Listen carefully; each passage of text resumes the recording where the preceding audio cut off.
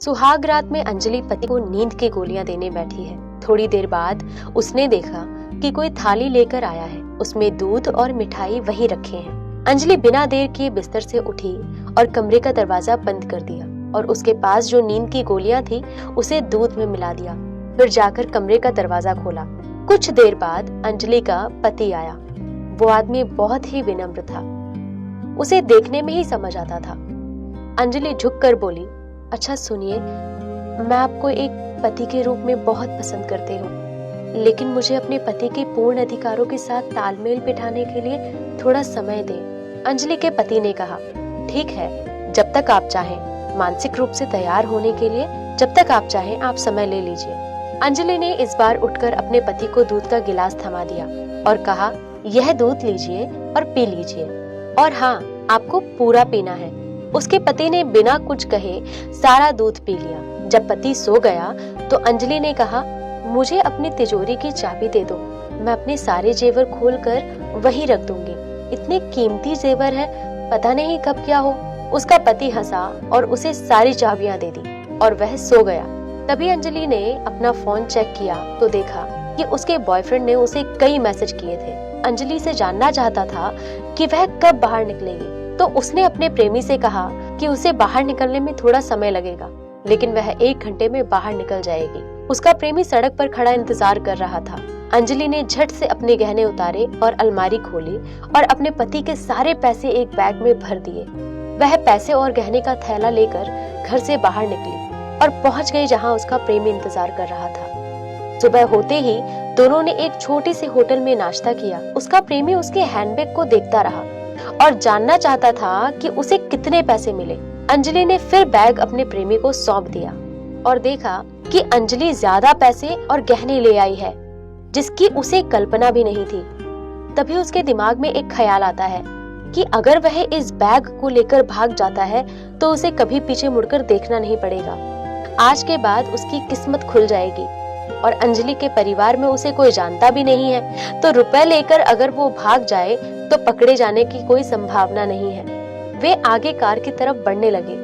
अंजलि के बॉयफ्रेंड ने बोला, अंजलि सुनो, इस बैग का वजन बहुत है और बहुत सारे पैसे भी हैं, तुम ये मुझे दे दो, तुम्हारे पास ये सुरक्षित नहीं है।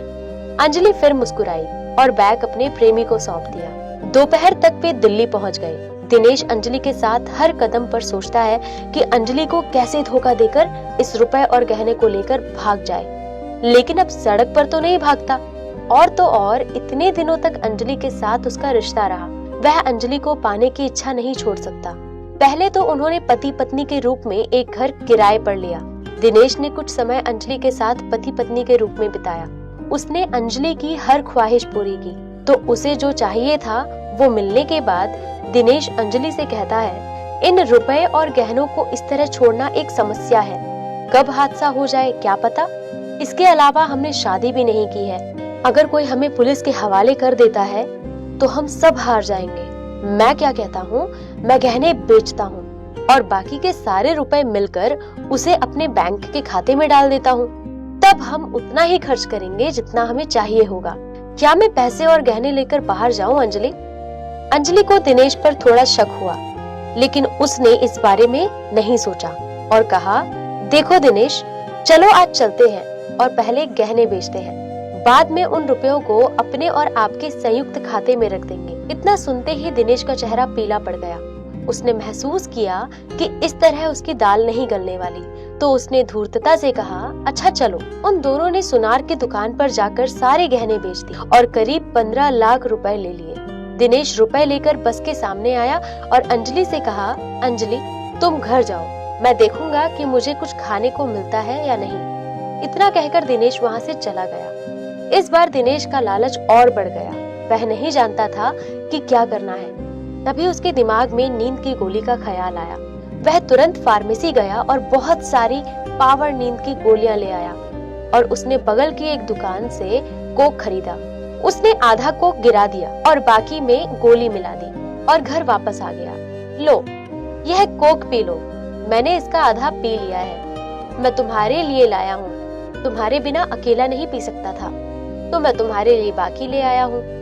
अंजलि मुस्कुराई और एक ही बार में बोतल का सारा कोक पी लिया। कुछ देर बाद अंजलि ने कहा नींद आ रही है और कहकर बिस्तर पर सो गई। इस तरफ दिनेश ने रुपए के सारे बैग तैयार कर लिए और जब वह उन्हें लेकर बाहर आया तो उसने अंजलि के हाथ से फोन भी ले लिया, क्योंकि इस फोन से उनकी काफी इंटीमेट तस्वीरें थी जिससे पुलिस उसे पकड़ सकती थी। दिनेश सब कुछ लेकर घर से भाग गया। वो बस में चढ़ा और सीधे अन्य देश के अन्य हिस्सों में चला गया। अंजलि अगले दिन उठी तो देखती है कि दिनेश चला गया है। वह दिनेश को फोन करने गई तो देखा कि उसके पास फोन भी नहीं है। जब उसने देखा कि घर में पैसों का थैला भी नहीं है तो अंजलि समझ गई कि दिनेश ने उसे धोखा दिया है और कल उसने कोक के साथ नींद की गोलियां पिला दी थी। अंजलि चीख चीख कर रोने लगी, लेकिन अब रोने का कोई फायदा नहीं। अब वह न घर लौट पाएगी और न ही अपने पति के घर लौट पाएगी, और अब उसने उस आदमी को खो दिया जो उस पर इतना विश्वास करती थी। अंजलि रो रही है और सोच रही है कि वो इसकी हकदार थी। जैसे आप दूसरों को धोखा देते हैं वैसे ही 2 दिन बाद आप भी धोखा खाते हैं।